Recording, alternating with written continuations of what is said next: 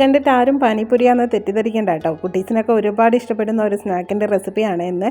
Soft and tasty ആണ്, കാണാനും നല്ല ഭംഗിയാണ് കേട്ടോ. അത് മക്കളൊക്കെ വൈകിട്ട് സ്കൂളിൽ വിട്ട് വരുമ്പോൾ ഇത് കണ്ടു കഴിഞ്ഞാൽ ഭയങ്കര ഹാപ്പി ആവും കേട്ടോ. അപ്പോൾ നമ്മളൊക്കെ ഇതെങ്ങനെ ഉണ്ടാക്കുന്നത് നോക്കിയാലോ.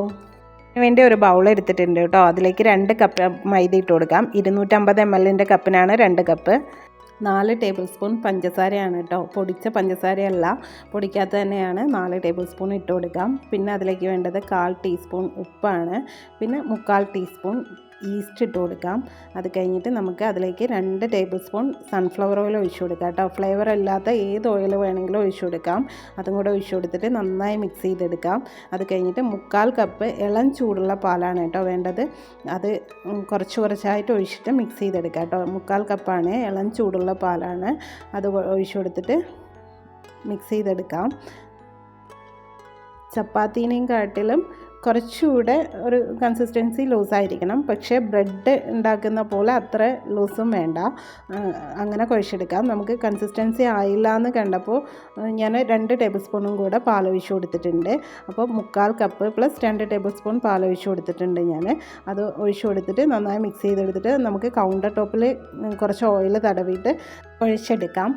ഇങ്ങനെ നമുക്ക് കയ്യിൽ ഒട്ടിപ്പിടിക്കുകയാണെന്ന് തോന്നുകയാണെങ്കിൽ കുറച്ച് ഓയിൽ ആക്കിയിട്ട് കുറച്ച് ഓയിൽ ഒഴിച്ചെടുക്കാം.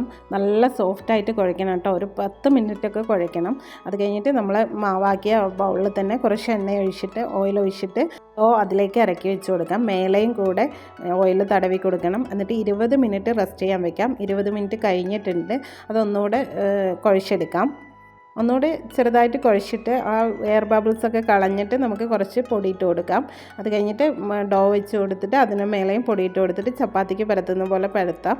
അത് അത്ര കട്ടി കുറഞ്ഞ് പരത്തണ്ട, കുറച്ച് കട്ടിക്ക് വേണം പരത്തിയെടുക്കാൻ.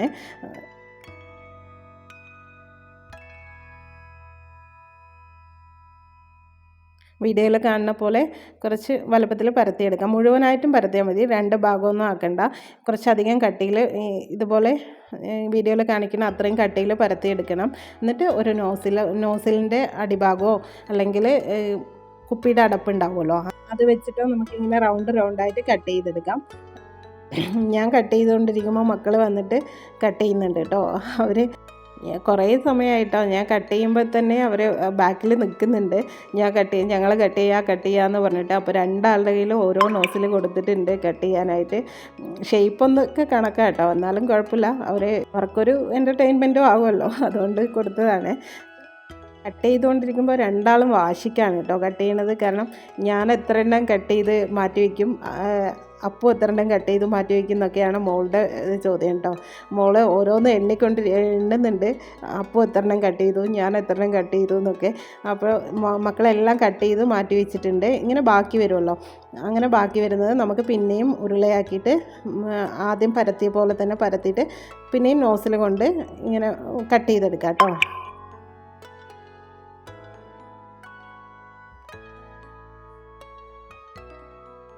അത് മക്കൾ തന്നെ ചെയ്യാമെന്ന് പറഞ്ഞു. അപ്പോൾ ഞാൻ വിചാരിച്ചു അവർ കട്ട് ചെയ്യുമ്പോഴത്തേനും എണ്ണ ചൂടാക്കാൻ വെക്കാമെന്ന്. ഓയിലാണ്, സൺഫ്ലവർ ഓയിലാണ് ഒഴിച്ചു കൊടുക്കേണ്ടത്. പാൻ അടുപ്പത്ത് വെച്ച് സൺഫ്ലവർ ഓയിൽ ഒഴിച്ചു കൊടുക്കാം. എന്നിട്ട് അത് ഒരു മീഡിയം ഫ്ലെയിമിൽ വെച്ച് ചൂടാക്കാൻ വെക്കാം. അപ്പോൾ മക്കൾ അതെല്ലാം കട്ട് ചെയ്ത് വെച്ചിട്ടുണ്ട് കേട്ടോ. അതെല്ലാം കട്ട് ചെയ്തെടുത്തിട്ടുണ്ട് മക്കൾ. ഓയിൽ ചൂടാക്കാൻ വെച്ചിട്ടുണ്ട്. ഓയിൽ ചൂടായിട്ടുണ്ട്. അപ്പോൾ അതിലേക്ക് നമുക്ക് ഓരോന്നായി ഇട്ട് കൊടുക്കാം. ഒരു മീഡിയം ചൂടിൽ ഇട്ട് കൊടുത്താൽ മതി, അല്ലെങ്കിൽ പെട്ടെന്ന് ബ്രൗൺ കളറാവും, അകം വേകാതെ ആവും.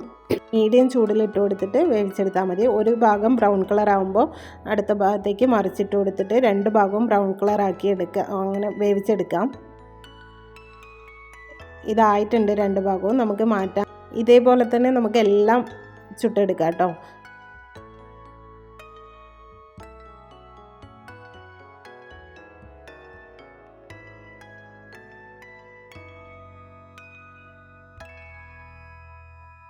ഞാനിവിടെ എല്ലാം ചുട്ടെടുത്തിട്ടുണ്ട്. നല്ല ടേസ്റ്റാണ് കേട്ടോ അത് കഴിക്കാൻ. അതിൻ്റെ സെൻറ്ററിൽ വെച്ച് കൊടുത്തിരിക്കുന്നത് ചോക്ലേറ്റ് മെൽറ്റ് ചെയ്തതാണ്. ശരിക്കും ഡോണറ്റിൻ്റെ ടേസ്റ്റാണ് കേട്ടോ. കുഞ്ഞു ഡോണറ്റ് ഉണ്ടല്ലോ, ചോക്ലേറ്റ് മെൽറ്റ് ചെയ്തതിലോ അല്ലെങ്കിൽ മറ്റേ സ്പ്രെഡ് ഉണ്ടല്ലോ, ചോക്ലേറ്റ് സ്പ്രെഡ്, അതിലോ മുക്കി കഴിക്കുമ്പോൾ എന്ത് ടേസ്റ്റാണെന്നറിയോ. മക്കൾ തന്നെ ആ ടേസ്റ്റ് പറയും കേട്ടോ. നന്നായിട്ടുണ്ടോ? ഇഷ്ടപ്പെട്ടോ? Okay, thank you. അവർക്ക് സന്തോഷമായി കേട്ടോ. അവർ ഇങ്ങനെ നിർത്തുന്നില്ല, കഴിച്ചുകൊണ്ടേ ഇരിക്കുക, അങ്ങനെ മുക്കി മുക്കി കഴിക്കുന്നുണ്ട്.